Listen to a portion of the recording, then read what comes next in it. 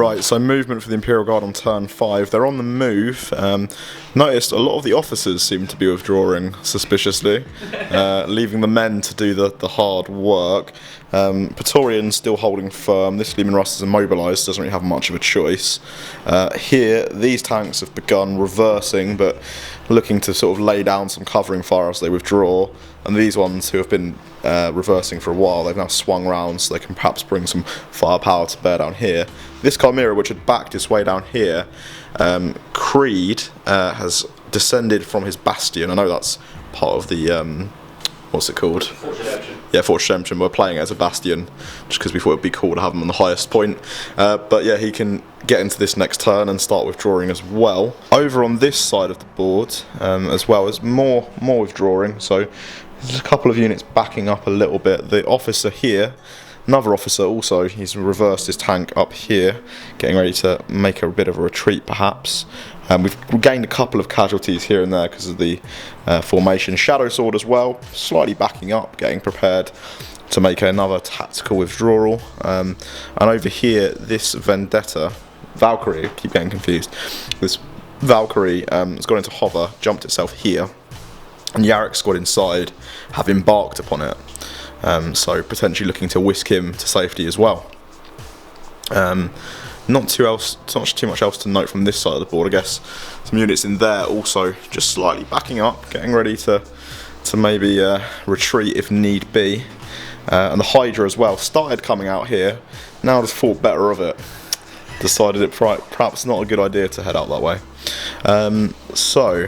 And then in here as well, we had a little bit of reorganising. The Storm's Lord has moved down here. Baneblade staying up there though. And as we come around this side, Rough Riders have rallied, and they're looking for a little bit of revenge. And Taurox is there as well. Have moved around this way. So time for psychic and shooting.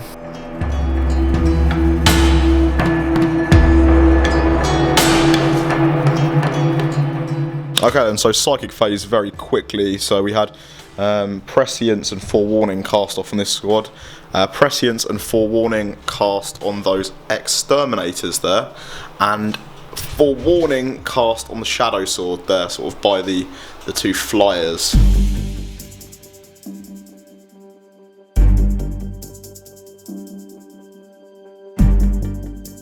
Right, end of shooting for Guard on their turn 5, and indeed it's actually the end of Guard turn 5 because there won't be any assaulting this turn, and it has been absolutely devastating once again.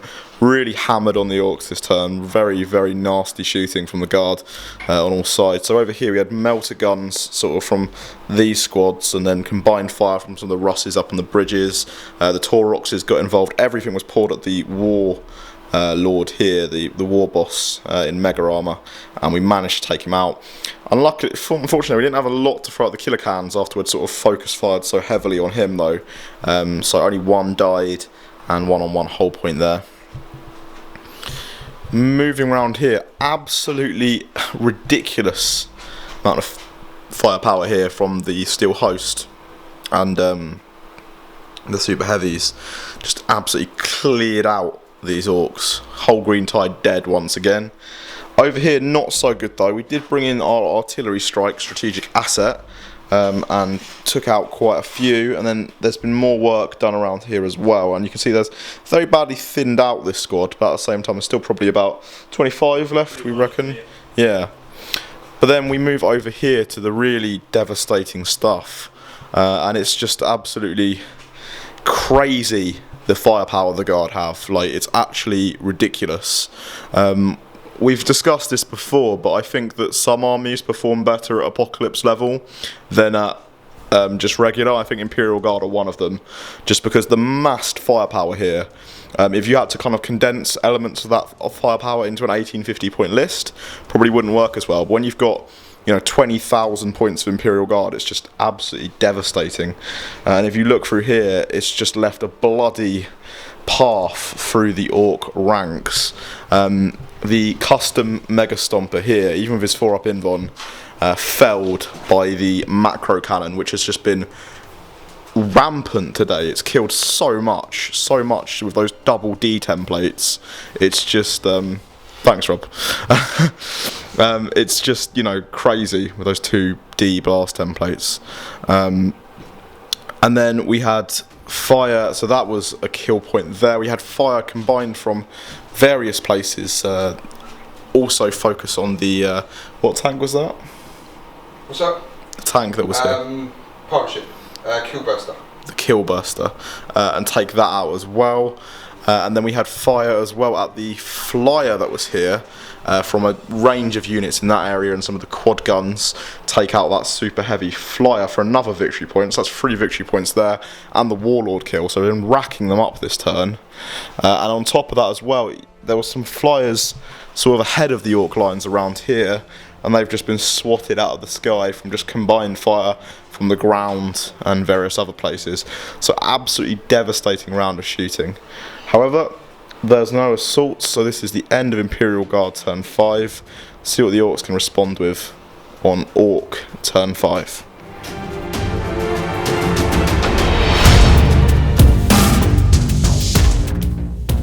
Right, Orc movement on their turn 5. Garzagul has arrived.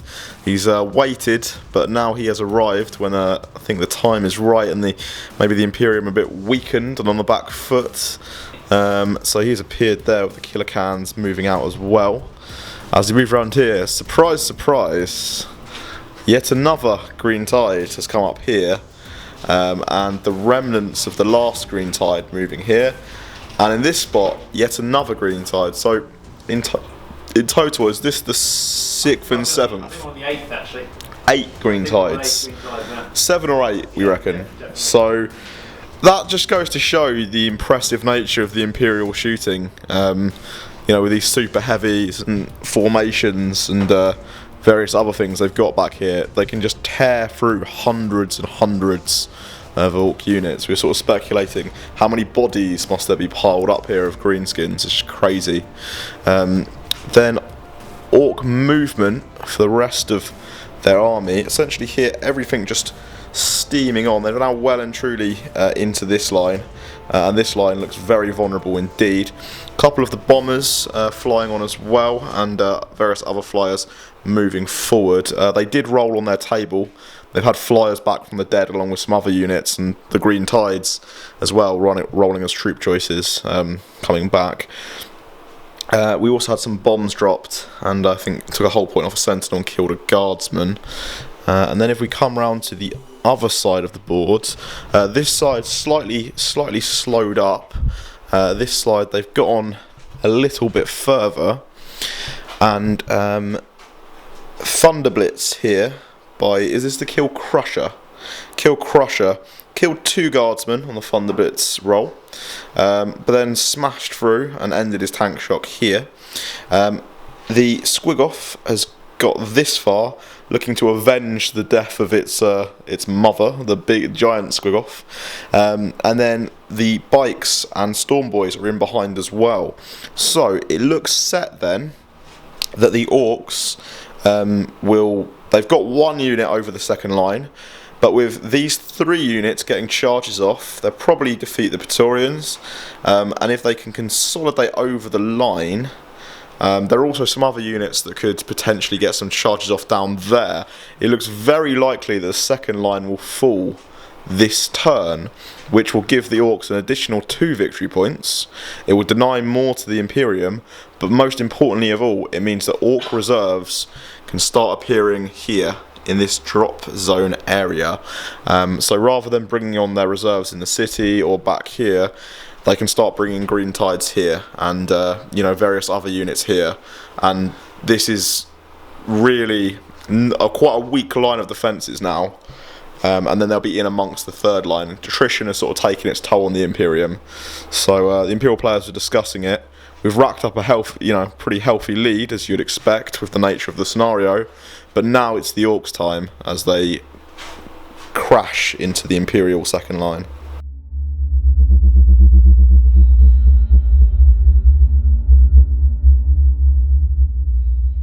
Right, so summary of shooting for the Orcs on their turn 5. It's going pretty well for the Orcs, I think. Not a great deal killed, but in terms of their position on the board and sort of targets falling, it's looking pretty good for the Orcs in terms of their next turn as well.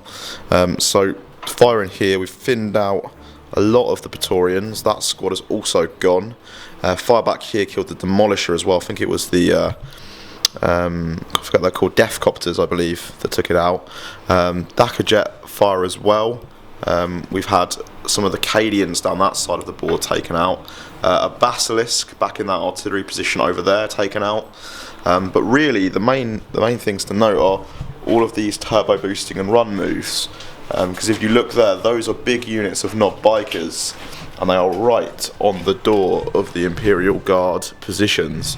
So next turn, when you consider they can have a 12-inch move and then charge beyond that, there's going to be some serious potential to start ripping into the Guard positions. Guard looking very fragile, much less this side of the river than there was before.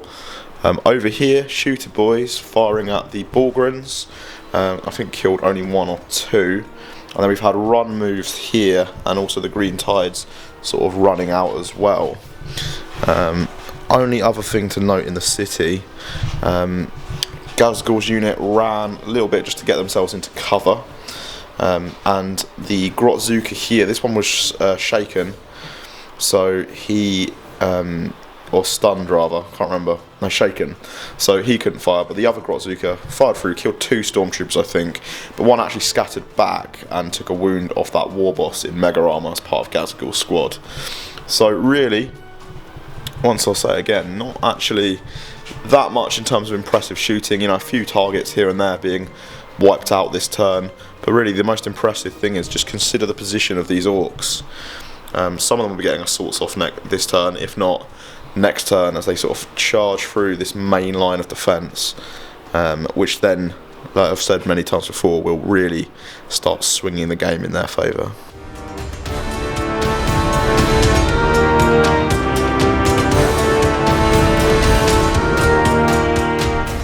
Right, so end of the assault phase for the Orcs. Over here we had the Storm Boys and the not bikers, I believe, smash into this Praetorian squad and just absolutely cleared them out. Only the Commissar left there alive, so they continue to be locked in combat, which is good news for the Storm Boys. And the bikers, they can't be shot at. Mind you, there's not a great deal that would want to shoot at them, to be honest, because there's not much left on this side of the board for the Guard. Here, the Squigoth going to combat here. Did it kill any? No. No, it passes in one side of the circuit. Yeah, but I think it killed a few of Hammer of Wrath. But that squad is sort of split into 2 really because of the Thunder Blitz that happened over there. No assaults this side of the board. As we move back here, the Killer Cans got into combat with the last of this Stormtrooper squad and killed a couple. And then coming around this side of the board, we had an assault here from the remnants of this Green Tide. And they got in and destroyed both of the Waverns. The mortars killed a couple, hitting back, which was good to see. And then this one exploded and killed another 4, I think. And the mortars have just kind of held on in there, which is impressive. That summarises the end of Orc turn 5 then. So we're about to start Guard turn 6. We now are on the Sunday, so it's the last day of filming. For taking this line, it grants the Orcs an additional 2 victory points. The Guard still hold that one, so that gives them 1. So the current score, it's 25-5 in favour of the Guard. But as I said, now, excluding secondaries, the Guard can get a maximum of 1 point a turn. Whereas the Orcs, they'll get another 3 if they take this. There's loads of secondaries on offer for them in the city, and also slay the Warlord kills and super heavy kills. Plus they can start getting troops over this. They'll be scoring stuff as we move into the final turns. It'll be Imperial Guard movement on their turn 6 coming right up.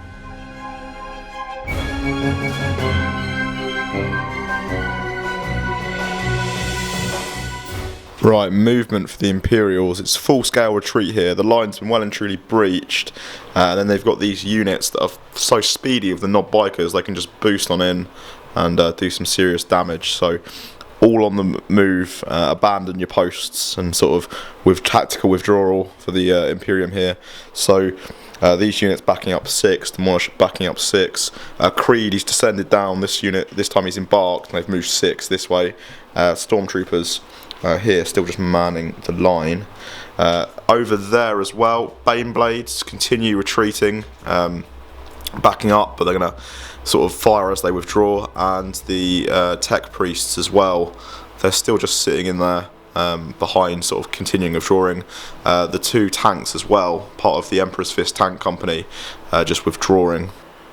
And over here then, the retreat continues, so we've got Shadow Sword backing up. The company command squad here, they've also withdrawn, driving over here.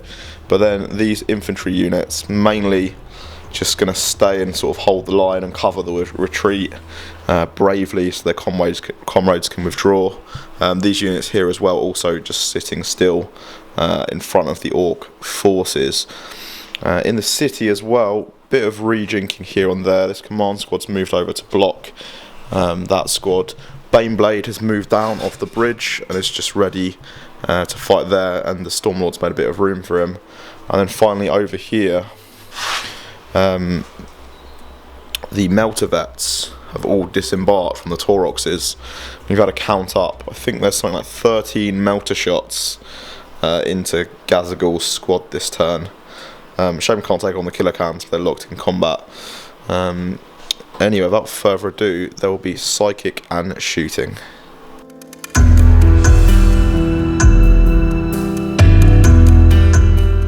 Right, then shooting for the Imperial Guard. Good round of shooting once again. It's always the way of Imperial Guard. Cleared out some targets, but we're not going to stop them, and even more Orcs can come on next turn, so it's going to be interesting to see how this pans out. Over here, fire poured in from all angles, really.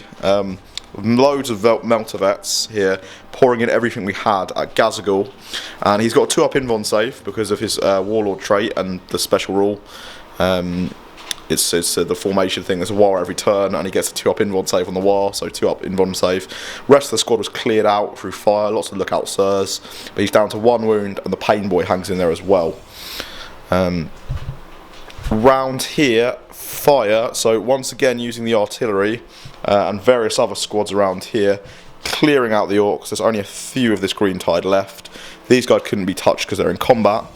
And then here it's just the Steel Host formation gives preferred enemy, and preferred enemy just with these executioners. We racked up, you know, the small blast template here, like 10 shots because they get 3 for these and then 2 on the sponsons. Racked up something like 65 wounds, and then just, you know, some cover saves, but generally just tore through the unit. And once again, that's another Green Tide dead. Over here, mixture of fire really. You can see we've thinned out the Orcs ranks once again. There's was several flyers that were sort of zooming around here. Some of the quad guns and las cannons sort of combining fire to take them out. This tank was destroyed. We had the battle wagon here destroyed. D cannon from the Shadow Sword actually firing at the Knob Bikers killed a couple, but the Knob Bikers have been weakened by squads. Also had the Baneblades combining fire on the, you know, Knob Bikers there with the 2-up. Didn't do too much to them. Did clear out the Storm Boys though. And the last thing to happen of note was, after a bit of fire from some other units, the Basilisks dropped their barrage here. There is only 2 of them left. There was 4 to start with, but two pens failed their invuln save. All of the Orc super heavies this game, they've all had big mechs with the force fields in there, so 5-up invulns. Failed them both and detonated it for another victory point. So pretty good fight back from the Imperial Guard. However, there's basically nothing left here. A few tanks that are just retreating. So this is a clear run for the Orcs to sort of run in and claim the final line. Over here, these super heavies are rapidly retreating, but they could be in charge distance by the Knob Bikers, which would be nasty. Over there's a little bit more, but at the same time, those infantry squads won't stand up to, you know, Orcs in close combat. So essentially, the situation in the defence lines has deteriorated, and next turn the Orcs will probably be looking to storm across here, claim the victory points for taking this, and then they'll be into the city trying to rack up enough points to get the win. Very quickly, it's the Imperial fight phase.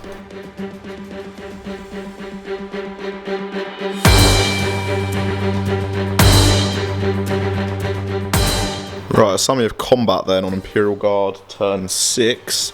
Rough Riders got a charge in here against Gazagul's squad, racked up 3 wounds against him, and for a minute we thought Gazagul could fall. He's only on 1 wound there, so if he had failed any of his saves, the Orc players decided to try and tank them on his 2-up, and they made all of them. But for a moment, the Rough Riders thought perhaps if he'd rolled a 1 on those 3 dice, we would have got Feel No Pain afterwards as well, of course, but potentially that could have been a big scalp there for the Rough Riders.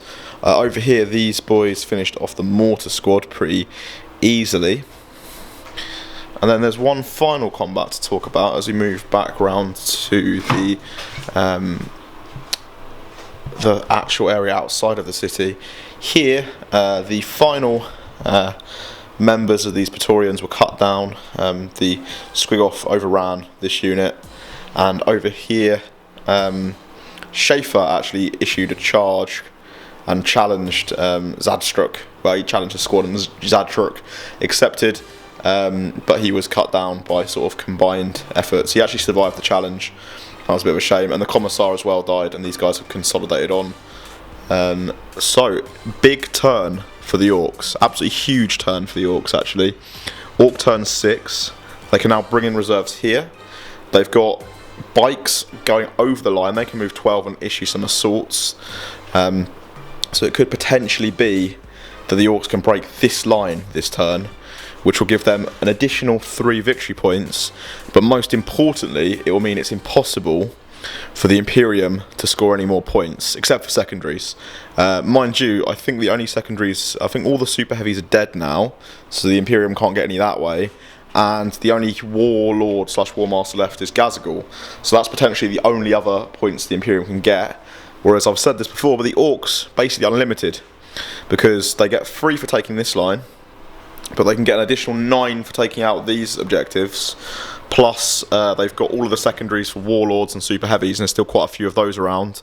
And if they can get stuff like these trucks, if they can get them across here, then they can also claim victory points that way. So, and they have last turn, so potentially they could get whisk something across and claim it at the end. So Imperium have got a pretty healthy lead. It's 26 points now, 26 points to 5. But as I said, Orcs, they've got a potential to rack up a very, very big score indeed. So, massive turn for the Orcs. How will they respond?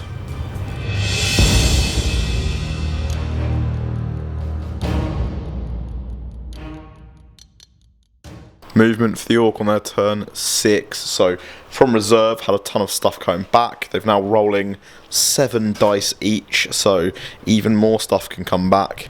And over here they've brought up yet another green tide. Every time we kill them, they seem to be rolling to bring them back.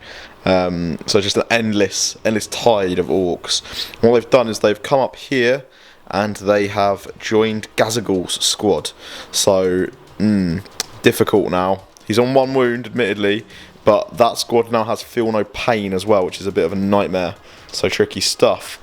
Over here, a squad of Knobs with a ton of Scorchers in has come up. And the remnants of this squad has moved this way. This squad has just moved round. And over here, squad of, is this just regular boys? Yeah. Yeah. So just 50 boys. Yeah. So rather than 100 have come up. It's almost... The last remnants. Yeah, last remnants. Here, squads have continued storming on, smashing through the lines.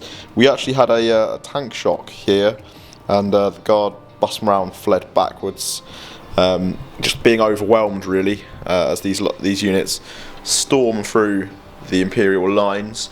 And over there you can see Knob Bikers very much in the mix of it. They're going to be trying to launch some assaults this way as well. And then in the drop zone, a couple of Gorkanauts, 3 Gorkanauts have shown up. Some Dreads, and back there, Grot Artillery. I think there's some Meganobs in there as well. Cannons and There's a Mega Knob, yes. Yeah, Mega Knob. So tons of stuff popped up here. And then back on from the dead, we've had 4 flyers. In fact, I think it was more like 7. Yeah, I'm pretty sure it was about 7, but then intercepting fire from the quad guns. They didn't intercept last time. They just fired in the shooting phase, and now they've used their intercepting fire and taken out. They've taken out so many flyers, but they keep coming on because there's one fast attack choice, and they've got so many dice now. They can just afford to be bringing them back all the time. So flyers just coming back there, and round this side, these units have stormed on, and if you look, Storm Boys. So this line here counts as the 3rd line of defences. Storm Boys, they're clearly over that line. The bikes, they're clearly over that line. Death Copters don't count because they're skimmers. But then if you look here, for these units, they're going to be, some of them might go flat out, some of them might turbo boost, or some of them might launch assaults, which means that this line will basically guarantee to fall. The Imperium have killed 3 warlords, and they've killed all the super heavies, so the only other way they can get any points after this falls is Gazagul. Other than that, the Imperial title is now fixed. The Orcs, once this is gone, they can continue to rack up points. So it's if they can, in the time limit, get enough points. Let's see what happens in the shooting phase.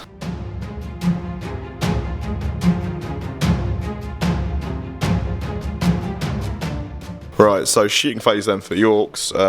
Lots of things going flat out, lots of things running, lots of things turbo boosting, and as you can see, they're now sort of swarming around this area. Move over here, run moves here, trying to bubble wrap Gazagul and sort of protect him. And as we move around here, we had sort of a bit of shooting here, I think back on a squad over here potentially. And then a few run moves around here. Then outside of the city, most of the fire sort of focused on this area around here. Anything of note happen? Apart from, well, over here we had fire at Strachan, and did take him out. So Iron Hand Strachan has died. One exterminator. Yeah, and one exterminator there was taken out. Other than that, not really too much to report, is there? So it's going to be a big assault phase though.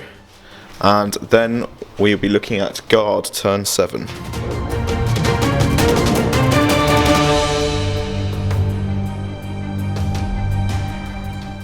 Right, so we're just in the middle of Orc assault phase, and they've actually got a divine intervention, which is one of the rules in the Apocalypse book. If certain criteria are met, the army's gods can get involved. So the Imperium have one where the Emperor will get involved, which we'll talk about later in the battle. For the Orcs, sort of to trigger their divine intervention, in the books it says half of their units have to be in close combat. We thought that was a bit ridiculous, so we said 10 units have to be in close combat, and we've counted up, and they've just managed to scrape 10 in close combat. So what happens is the Foot of Gork, or it could be Mork, we're not quite sure, stamps its approval on the battlefield, so they make a stomp attack with the large blast. So rolling on the stomp table, so first one, so nothing. This back one, finisher. Nothing! Come on, one more. And one more. No, oh my god! Yes. So what just happened there was the Foot of Gork stamped down and just left them untouched. Just kind of it just kind of caressed on them, like treading on a Lego brick. Amazing, amazing. The blazers. Right then, so end of Orc turn 6. Next, we discussed that we're getting close to our time limit, so we decided one more turn each. Been a good round of fighting for the Orcs. They killed the remnants of a squad here, penetrated this but did not quite destroy it. Over here, this combat continues. The Killer Khan kills another one. And then round here, a little bit disappointing from the Orcs, from what I've heard. Do you want to fill us in on what happened over here? Yeah, so the green tide came in. There was a platoon command there. The officer issued a challenge. One of the knobs accepted, taking a power claw out of the equation. Of course, got slaughtered. And then the other attacks did 2 glancing on this Leman Russ, which is a separate squadron, and 2 pens on this one, but didn't explode it. So. Okay. And then the final sort of combats to talk about. We had some of the orcs attempting a charge on the Baneblade here that failed. And then a few odd little assaults in here, but nothing too major to report. So as I said, we're getting close to our time limit, so what we've decided is that this will be, turn 7 will be our last game turn. And but if you look over here, quite clearly the orcs have units, and some over there as well, past this third line, which means the third line has fallen for the Imperium, which gives the orcs another 3 points, and it means the Imperium can't score any more points, because all of the super heavies are dead, so they can't get any secondaries that way. All the warlords are dead. The only way the Imperium can score any more points is killing Ghazghkull, which I'm not entirely sure how likely that is. So the Imperium score is set. The orcs, they still have options to get more points. They can kill some super heavies, they can kill some warlords, some of them in pretty vulnerable places, anything they can get across the bridges, and there's also these, if they can, taking out these. So time now to see what the final score can be as we move into turn 7.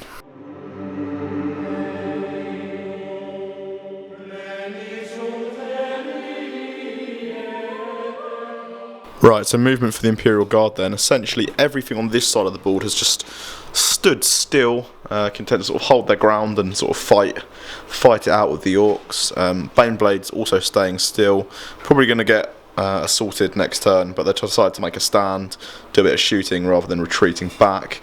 Over here, Demolisher is sort of jinked round side to get some shots off, and Creed still making his getaway over here. Around here, just doing the last of the movement here, the veteran squad, Sam's just sort of moving them up here. And then on from reserve, the Valkyrie, which Yarrick had flown off in, it's come back on in hover mode and he's disembarked 6. Now technically we are sort of slightly tweaking the rules here. This isn't an assault vehicle, so we won't be able to assault by the letter of the law, but it's Yarrick, it's Ghazghkull, it's Apocalypse, we have a special rule for it. The Orc players are all for seeing an assault here, we're all for seeing an assault here. So technically we're just saying the rule of cool. At the end of, if there's the Orcs are still standing and he can get a charge off, Yarrick will be trying to assault Ghazghkull, have a challenge, and it'll be a really nice way to sort of end the Apocalypse with a fun, fluffy thing. That is something we wrote into the rules. If either can kill the other in a challenge, it's D6 victory points on top of the usual bonus, and also Yarrick is going to declare that at the start, he's declaring it now, start of the turn, this is going to be his finest hour, which also gives him some bonuses as well, which is interesting. So over here as well, these units just sort of jinking around, preparing to fire. Right, so just to explain then, Yarrick's called his finest hour, and he's rolled on the personal trait, which has tripled his attack characteristic for this turn. He also has a 3-up Invon save, so there should be a fun challenge here of being pumped up Yarrick and Ghazghkull, who's on 1 wound, so that could be interesting. Also, we've got the Divine Intervention, and in the Apocalypse book, the Divine Intervention for the Imperium is when half their unit's been killed. With 20,000 points, trying to work out when half our number of models have been killed is basically impossible. So because the third line has been broken, we're saying that counts as the triggering of the Divine Intervention, and what it means is all Imperial units are Furious Charge and Fearless. So that summarises those little bonuses there.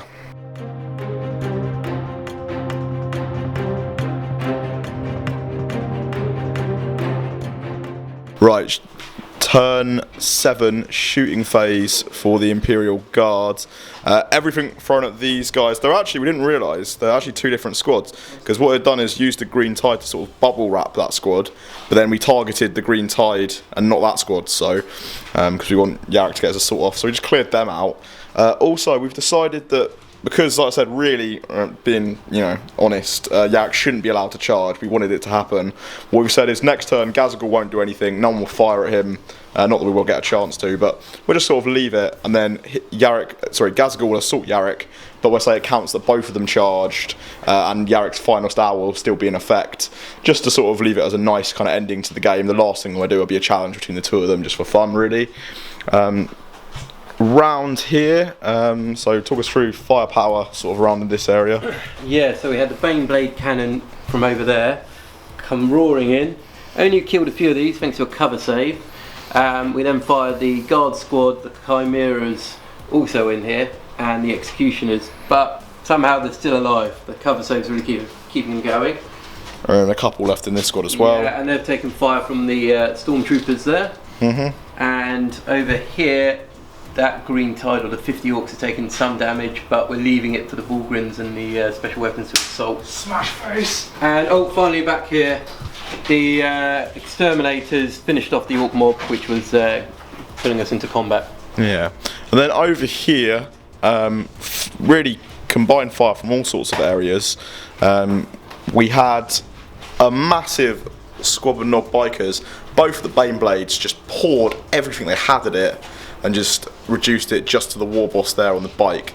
That was good to see. And we've also had fire up at some of the flyers, clear the skies out a little bit. And as you can see here, you know, the orcs, they're just so thinned out.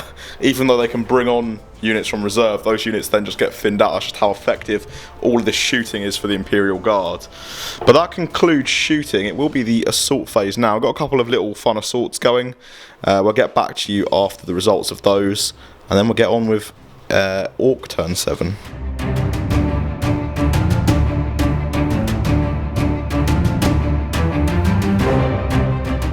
Right, so fight phase then for the Imperium on their turn 7. So they finally got in. Sam is a very happy man because finally the Bullgrins got their charge off, the Ogrins as well. They killed quite a few, I believe, and they won the combat, meaning that the Orcs squabbled because they're not fearless in the city, and actually lost a few more in the squabble.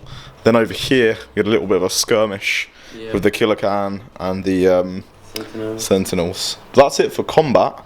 And indeed the end of the Imperium's turn. So the Orcs will now get the last chance to do a bit of damage on their turn 7.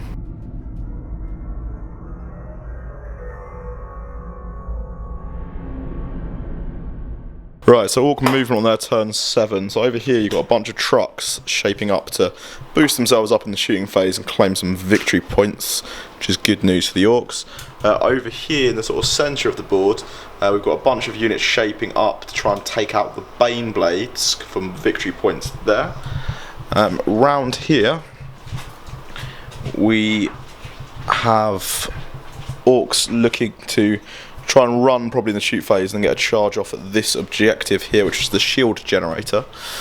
And then down here, tiny bit of movement as well. Units getting ready to try and take on the Shadow Sword. So potentially, we could have, with some super heavy kills, a couple of objectives, victory points scored up here. Potentially a couple of victory points scored up here. And potentially, well, there will be some across here as well. So while the Imperium have a pretty healthy lead and probably going to maintain that lead, this is a chance for the Orc to rack up a respectable score at the end, as this sort of scenario should be really. Anyway, that concludes the movement phase. Shooting phase coming right up.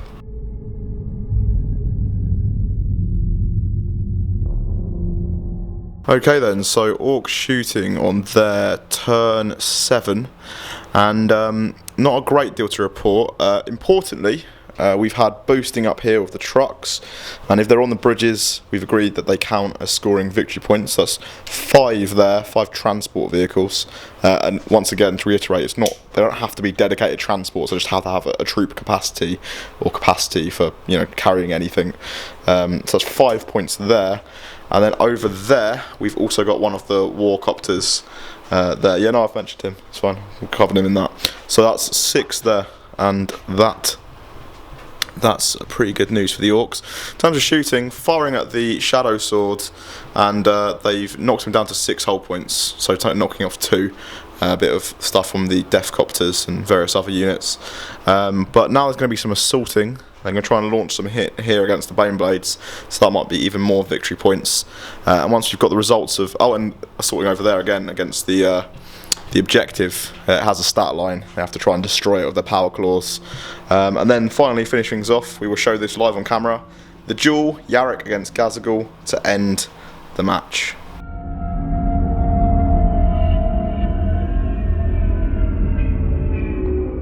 Right then, assault phase for the orcs. So end of the game almost. We're going to show Yarrick's combat on camera because that'll be a nice ending to the game. So they got in here and killed that Baneblade. It did obviously explode with the big explosion, but it didn't go near the other Baneblade. So because it's the end of the game, we decided it's not really worth working it out. And they also got the Shadow Sword as well, just about. Big chopper, or the huge chopper on the knob, just taking off the last one in a sort of a, they didn't even charge that originally, it was sort of a desperate attempt at the end. So that racked them up 2 victory points. And then over here, charge against the Void Shield Generator. It's not actually a Void Shield Generator, it's sort of a custom shield generator we've been using to put shields out as a sort of strategic bonus to the guard. Took it out just about, and that gives them 3 victory points. So that was giving them 5. They got another 5 here from these 4 trucks and the chopper. And then over there, we also had, you can just see it sitting up there, another war copter. So in total, this gives them a grand total of 19 points, with the Imperium sitting on 26. So the Imperium are currently winning by 7 points, and that could be a potentially orc win, because it could go either way, because we're about to do Yarrick against Garsgul, and the way that works is there's 3 victory points for killing a War Master, so there's potential 3 each. There's also 1 on offer for killing Yarrick because it's still his finest hour, we're allowing that. And also, potentially if they kill each other in a challenge, d6 each. So if the orcs kill Yarrick, they're guaranteed 4, and if it's Garsgul or a d6, I could give them another 10. So they need to roll well, admittedly, but actually at the same time the orcs could still steal it right at the very end. So we're going to see how this works out. It's going to be an interesting combat. Yarrick, like I said, we're counting him as still his finest hour. We're also counting it for the purposes of epicness, that it's a charge for both sides. Both get a charge bonus as well. And because it's his finest hour, Yarrick's getting something like 10 attacks. He's also Furious Charge as well, so it'll be Strength 7. The only other thing to acknowledge as well is we made a special rule as well. All Warlords in this game have +1 wound and toughness. So Yarrick will have 4 wounds instead of 3. Garsgul is only down to 1 though. So lots of things to work out here. We're going to roll this on camera just in a second.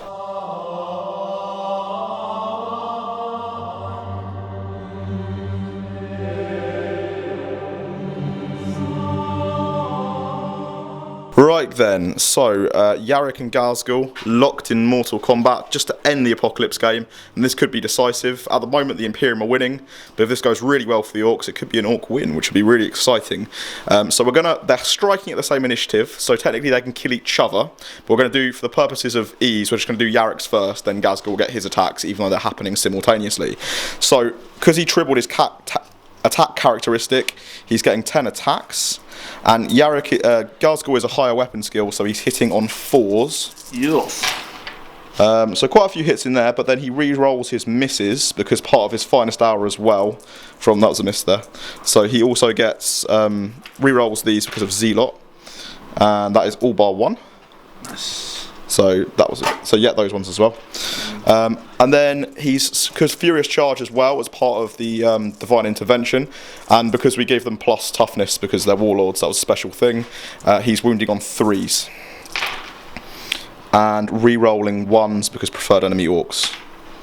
So this many saves for the orcs. Can we have an orc player roll this in front of us, please? 2. Just roll. Just give it to him to roll in front of us. Okay, cool. Invulnerable, and then a 5 up, feel no pain. 2 up Invon. Oh, I see 2 fails, and then 5 up, feel no pain. Oh, he's gone. Garsgul's. No, he doesn't get a save on top of feel no pain. I was going to say if he had the orderlies. No. So he has died, which is 3 victory points to the Imperial Guard plus D6, we'll do it in a second. But can the orcs kill Yarrick? So can we get these rolled up here? Okay, so 3 sets of 3. Now I get to reroll one of mine because I'm mastercrafted. Yeah, they get Rampage. They get Rampage because of special rule, don't they? That's hence the extra attacks for Garsgul. So hitting on 3s. So 2 hits. And I'll reroll this one for mastercrafted. Yeah, that's fine. Count that as 5, yeah? Yeah, that's 5. So that's What, are you rolling to wound? Yeah. Why aren't you doing all the attacks? Oh, let's do all the attacks first then. We can Yeah. keep those to the side. Cool. So then let's have the other ones. All hit. All hit. So that is that many. And these ones. Reroll that one for the squig. So do you all get to reroll for squigs? No, just. Oh, Mastercrafted and squig. It's got Cool. Mastercrafted for the Warlord trait. So this many. And then you're wounding on 2s at strength 10. Do you want to do them all, John? No, we missed 2. Fluff 2, Oh, didn't yeah. we? So, come on. Do 2. Right.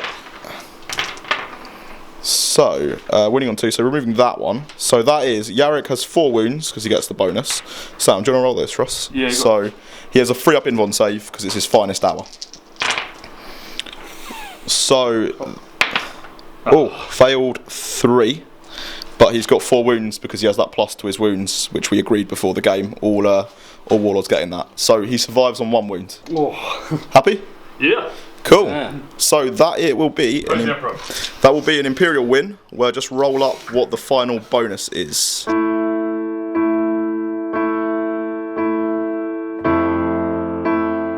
Right then, so to summarise, what happened there was Yarrick killed Gazgul in his challenge, and that means that overall it does remain an Imperial win, but it was actually quite close at the end. The Imperium were only winning by 7 points, and if they had killed him, because it was killing a War Master on their finest hour, 4 points to them, then plus D6, if they rolled a 3 it would have been a draw, and on 4 up the Orcs would have won. So it came down to that close at the end. Overall, really entertaining game, I thought. I've had an absolutely great time playing it myself. I know some other people have as well. Hope you've enjoyed watching it, guys. Do remember to subscribe and give this a thumbs up if you did enjoy it. Dislike it if you didn't enjoy it. We'll be back next year with the 2017 special. And also sooner with some more entertaining stuff. Also, special thank you to Black Toad Studio, who have both been involved over the weekend, and it's been a really good laugh, and we're definitely going to be doing more collaborations at some point soon. So just to end then, we've been asking both sides any particular units that stood out for them, and the Orcs were saying that Stormboy, what was it, Stormer Elite, who came in and took out the Shadow Sword over there, particular unit that distinguished themselves. The Bikers, who came in and took out 2 super heavies, did really well, and they only came on turn 3, so to get up this far in that amount of time is really good for them. Good stuff. And was there any other units that stood out for the Orcs? Oh yes, that's Yeah. He came on from reserves at the bottom corner down here. So he came on here. He joined a group of Stormer Elite who run afoul of Mishap. And they powered it up all the way up. Few of them died on the way because they're Storm Boys. And they arrived here. He won 2 challenges. He took out Psycho and a platoon commander. He's left with his boss knob friend there, and so he's just just for powering through. He's done very well. And we think that for the Imperium, the steel host formation over there, you can just about see them, just killed so many green tides, so many boys. That was just really exceptional. And then the other thing has to go to the big dog, the Lord Commissar, who's manning the macro cannon, who killed basically 1 super heavy every turn. And I think in total 9 of the Imperium's victory points came from killing super heavies. And when you consider they were winning by 7 points towards that challenge, those 9, I think that shows how important they were. Anyway guys, I think we will wrap up the video here. Thank you for watching, and for now, for the 2016 Apocalypse special, it's an Imperial win.